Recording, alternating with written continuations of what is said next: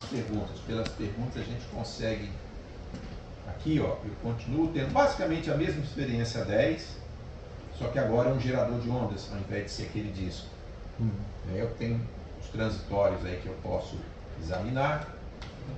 É o mesmo sistema, exceto que a referência muda. E agora, o que a gente fez aqui foi o seguinte.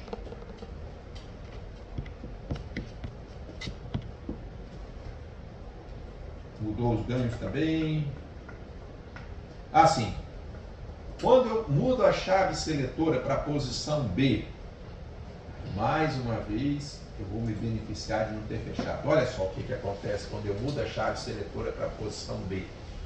Consegue ver aí? Sim. Ele sai de um R4. Sai do ar que é uma resistência R4 e passa a ser um paralelo de um C1 com um micro e um R5 de 100K. O que isso faz? É parte da análise que vocês fizeram. Marquinhos, me ajuda aí, Marquinhos. Qual a diferença da posição A para B? Sem que ele seja um filtro ali também. Olha, eu posso até chamar de filtro, sim, posso. Na prática, se você fizer a modelagem disso, e não é complicado fazer, tá? Porque a gente, inclusive, eu acho que no primeiro bloco lá, eu pedi para vocês fazerem essa função de diferença, lembra disso?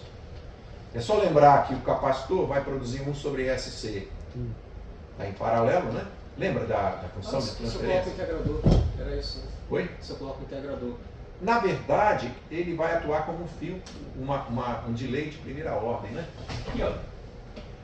Se a gente pegar aqui, ó, para efeito de análise, nesse caso, eu considero apenas uma entrada, tá, gente? Não muda em nada o comportamento do sistema. Ele vai continuar somando quem chega e vai introduzir esse comportamento. Se você considerar aqui, você vai ver o seguinte, eu vou ter essa impedância, o ganho desse sistema é um Z2, que é a realimentação, dividido pelo Z1. Né? Então, quando eu fizer aqui o ganho, né, o G agora, o G do somador aqui, de S, vai ser menos Z2 de S dividido por Z1 de S. Bom, quem é o Z2 de S? Eu tenho lá um capacitor de quanto mesmo? Um micro ali? Um microfarad. E esse aqui? 100K. 100K. Isso aqui modela como 1 dividido por S vezes C. Correto? E esse aqui é o próprio 100K. Então, como eu estou, o Z2 aqui, de S, vai ser o paralelo. Então, fica 10 elevado à sexta, dividido por S, multiplicado por 10 elevado à quinta, não é isso? 100K, 10 vezes 10 à terceira, 10 à quinta.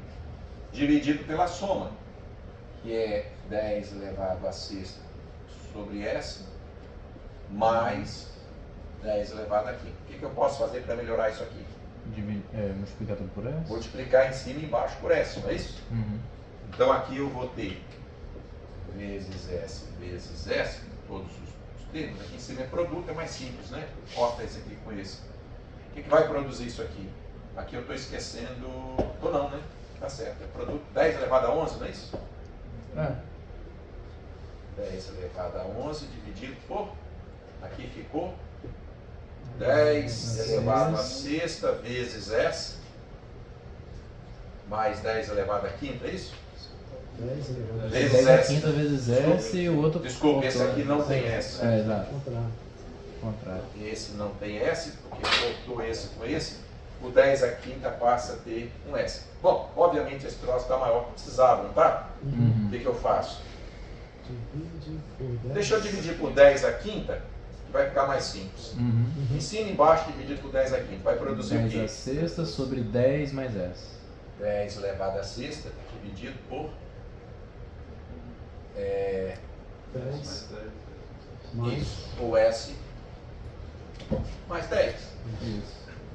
Isso aqui introduz então, assim, só um detalhe, isso é o meu Z2 de S. Se eu quiser saber a função de transferência, vai ficar menos 10 elevado a sexta dividido por S mais 10, dividido por Z1. Quem é Z1? 100K. 100K é 10 elevado à quinta. Concorda? Sim. Então, na prática, isso vai dar menos 10 dividido por S mais 10. Que eu posso colocar o G2 de S, como se eu dividir por 10 em cima e embaixo, menos 1, sobre S sobre 10, né? Ou 0,1S, mais 1. Isso aqui, gente, é o tal da constante de tempo tal S mais 1. É uma maneira de escrever. O que eu estou fazendo aqui? Eu estou introduzindo um polo em menos 10. O ganho DC dele continua sendo 1. O ganho CC dele, se eu aplicar um valor aqui de 1 volt na entrada, vai sair 1 volt lá em regime permanente. Só que se eu fizer um degrau de 0 para 1, ele vai dar um atraso, não é isso? Uma constante de tempo de 0,1 segundo. Então, na prática agora, antes, da chave na posição A, se eu desse um degrau na entrada, eu tenho um degrau na saída. Agora não. Se eu fizer um degrau na entrada, vamos supor aqui a tensão de entrada, né? Vamos supor, EI vai de 0, por exemplo, para 5 volts, a tensão de saída vai fazer isso aqui, ó. Quanto tempo ele atinge o regime permanente? Hein, gente? Quanto tempo ele gasta para chegar ao regime permanente? É aquele 0,1 de diferença ali? Vocês já aprenderam isso. TS, quanto vale o TS? 0,60. 4 sobre sigma. Tá certo? 4 constantes. O seu tal é 1 sobre sigma. Então, você gasta 4 constantes de tempo para atingir 98% do valor final. Como a constante de tempo é 0,1, eu gasto 0,4 segundos para atingir o regime permanente. Legal juntar a teoria com a prática, né? Esse... E aí o que acontece com o sistema? Veja bem, o meu motor... Pois não, desculpa. Qual a Claro, frequência de corte é o polo de mais fechado? a frequência de corte aí é 10. Não, se for que é 0,1 vezes 4... Não, veja bem. Eu buguei um pouquinho. O tempo de acomodação, TS, que é necessário para alcançar 98% do valor final, é 4 sobre sigma. O sigma é a parte real do polo. O meu polo ali é real. Correto? O polo está em quê? Menos 10. Então, o meu TS é 4 dividido por 10, 0,4. Que corresponde a 4 vezes a constante de tempo, de 0,1. Entendi. Perfeito? Então, o que aconteceu com o meu sistema? Ele tinha 2 polos, um na origem, o outro lá, um valorzinho lá, do lado esquerdo.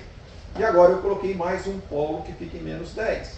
O meu sistema agora passa a ter 3 polos. Ora, você aprendeu lá no Gadas Raiz, no sistema de 3 polos, e nenhum zero, se você aumentar muito o ganho, ele fica instável.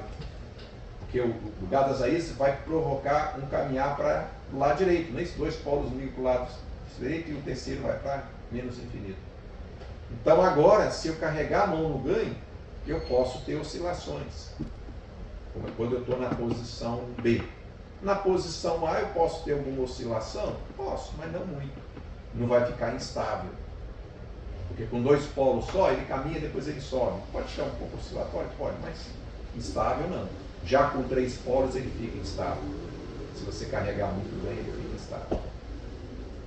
Perfeito? Então aí no caso a gente explorou essas coisas, né, os transitórios e tal. E aí, claro, voltando aqui, experiência 10? Ainda não, experiência 11, né? Não, está dando 11, é. Vou fechar 10 aqui. Aqui eu abri aqui, ó. Experiência 11 está aqui. Aí depois tem lá algumas afirmações. Quando o ganho é reduzido, o tempo de resposta aumenta. Isso é verdade? Ganho reduzido, quando a resposta aumenta.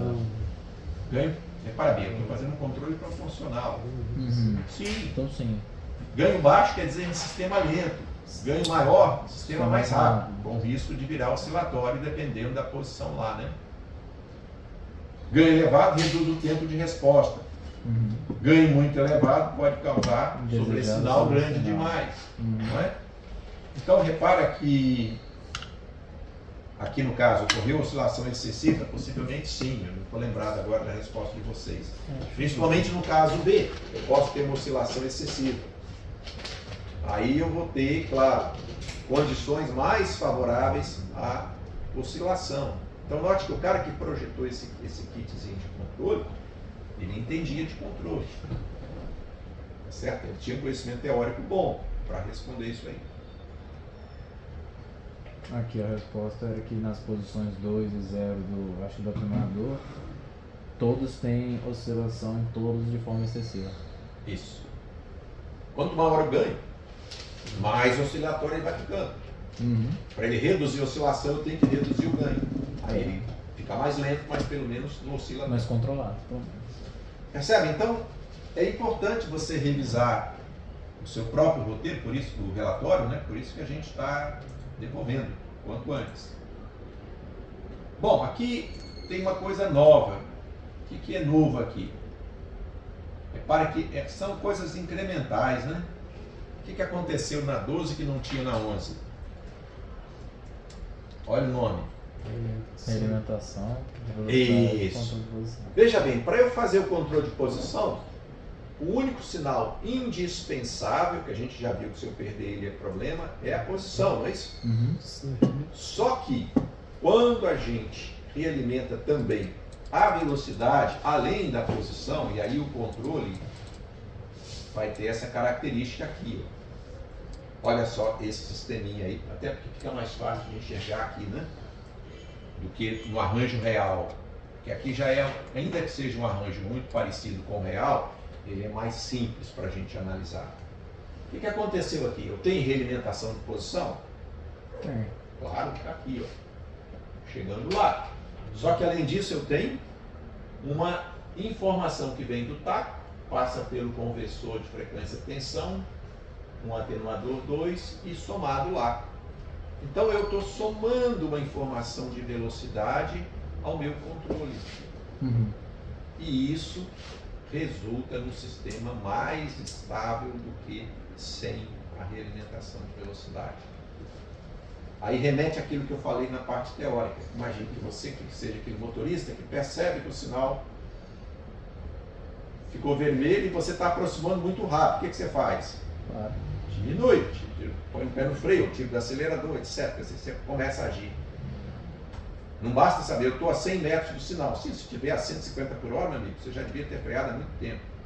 Então a informação de velocidade, em termos de controle, quanto mais informação eu tiver, melhor o controle que eu consigo fazer. E a informação de velocidade tem uma parte lá da teoria que a gente trabalha com isso, tá? E eu creio que isso aqui, ó, mostra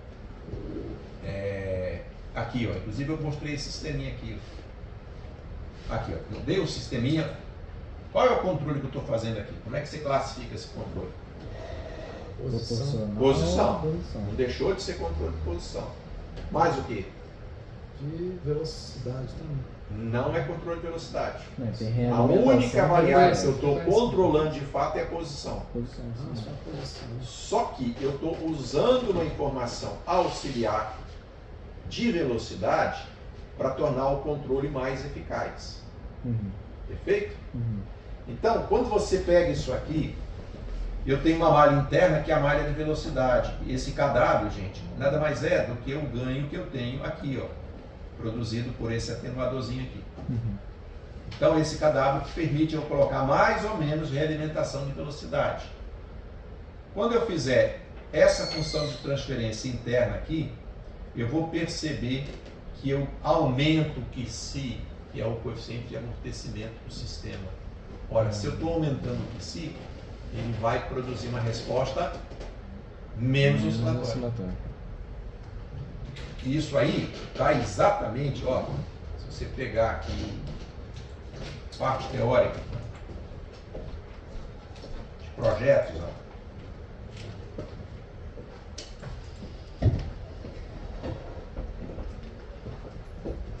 Compensação por realimentação, 2C. Se você pegar isso aqui, tem todo o detalhamento teórico, tem exercício, entendeu? Feito, resolvido, provando que de fato, olha aqui, ó, Quando eu olhar para esse sistema aqui, ó, eu verifico que eu consigo manipular isso aqui, ó, esse KF aqui.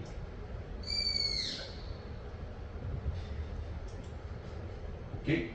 Então, tem todo um exemplo aqui bem elaborado e no caso aqui, ó, eu consigo obter um QC 06 com um TS de 0,8. O original era 0,6 com TS de 2. Então eu mantive o mesmo sobressinal e tornei o sistema mais do que 2 vezes mais rápido. Eu posso fazer duas coisas. Ou eu reduzo o sobressinal, ou com o mesmo sobressinal eu consigo uma resposta mais rápida do sistema. É só uma questão de escolher o que você quer fazer. Tá bom? Então qualquer aspecto teórico que você quiser examinar, é só pegar aquele lá que você vai ter todo o detalhamento aqui. Aqui tem as afirmações, etc, etc, para você fazer sentido dele. Alguma dúvida aqui, gente, nessa parte? Porque isso aqui, de fato, é a única novidade que tem em relação à experiência anterior. É a única parte, né, que a gente vai, de fato, cobrar. Deixa eu minimizar aqui. Depois a gente pega o quê? A parte de controle de velocidade com PID, né? Do 13 para frente, 13,14. Isso. Módulo PID, há diferenças mínimas entre um e o outro, né? Bem pequenininha a diferença. Bom, qual o resumo da ópera aqui? Repara que esse controle PID, ele segue o padrão ISA, que a gente falou dele hoje na sala. O formato, mas não se assuste, porque isso aqui, ó, está aqui em algum lugar. Talvez no final eu tenha feito alguma coisa aqui, deixa eu ver. Tá aqui. Tá vendo aqui? O padrão ISA é esse aqui. Só que ele chamou de KP de cara, porque de fato é o próprio KP. Mas o meu KI vai ser o KP dividido pelo tau I. E o KD é o KP multiplicado pelo tau D. Então, por aqui você tem noção do que acontece em cada elemento, né? Na essência, o que vocês conseguiram observar bem é, quando você trabalha com ganho proporcional, você tem um erro de regime. Quando você introduz o ganho integral, você percebe que esse erro tende a zero. Ele só não vai para zero porque eu estou usando um gerador de onda quadrada que ele inverte a referência antes de estabilizar. Se eu conseguisse reduzir mais ainda a minha frequência de oscilação da referência, né, eu veria que ele crava lá no zero antes de sofrer a inversão. Então, o integral funciona muito redondinho. O derivativo não dá para ver muita coisa, até por causa do ruído que você tem, esse sisteminha que eles fizeram aí, ele é muito ruidoso. O sinal de velocidade é ruidoso. E aí eu tenho um probleminha, não tem? Acorda a Cássia aí, coitado, ele está quase dormindo. Ô menino, trabalhou muito hoje, não é isso? Então, moral da história, o KD tem limitação pelo fato de que o sinal de realimentação que a gente está trabalhando é ruidoso. Se não fosse por isso, a gente teria um sisteminha bem mais redondinho, né, que responderia bem ao esse aqui. Posso visualizar aqui, girar, não é isso? Girar a visualização, sentido horário, tá aí. Então, porém, quando a gente faz a outra experiência, que você muda introduzindo a posição B lá, aí ele fala, olha, pelo menos teoricamente, né, porque o nosso kit está com um probleminha aí, na verdade de projeto, não é nem defeito, é falha de concepção, que é que ele gera um ruído muito grande. Quando eu saio de um valor positivo para negativo de velocidade, eu acabo gerando aquele polaridade lá do troço, gera um troço nesse daqui. Isso aí no próximo semestre, que a gente ofertar, já vai estar corrigido. Eu vou ter mecanismo para corrigir. Moral da história. Ele diz o seguinte, olha, quando você vai a chave do somador na posição B, o derivativo passa a ter um efeito benéfico. Porque aí eu estou atuando no sinal que já é um pouco mais limpo, né? O sinal do caminho direto é um pouco mais limpo do que o sinal de realimentação propriamente. Ele já tem menos ruído, então ele já entra melhor para trabalhar. Já fica um pouquinho Entendi. mais tranquilo para trabalhar. Perfeito? Aí de fato, é porque na prática eu posso, lembra do KD? Quando eu faço o projeto de um P&D e eu conheço o sistema, o P&D nada mais é do que o seguinte: um GC de S vai ser um ganho K, S mais um Z1, S mais um Z2 dividido por S aqui. Nosso projeto teórico é feito dessa maneira. Então eu escolho a localização dos zeros para melhorar o desempenho. Um deles, na verdade, vai ser como se fosse o zero do integrador, né, pertinho da origem. O outro pode ser usado, por exemplo, para cancelar um polo no caminho direto. Então, se eu pegar um zero exatamente em menos 10, eu tenho um efeito de cancelamento polo zero, aí a resposta fica redondinha. Tá certo? Porque aqui eu estou, de fato, a ação do controlador faz o inverso do que esse polo que eu introduzi na posição dele. Logo ele se cancela e a dinâmica fica mais reduzida, mais tranquila de resolver. Perfeito? E aí, basicamente, o outro tem pequenas variações, né? Com dois polos, é isso que eu acabei de falar. Usando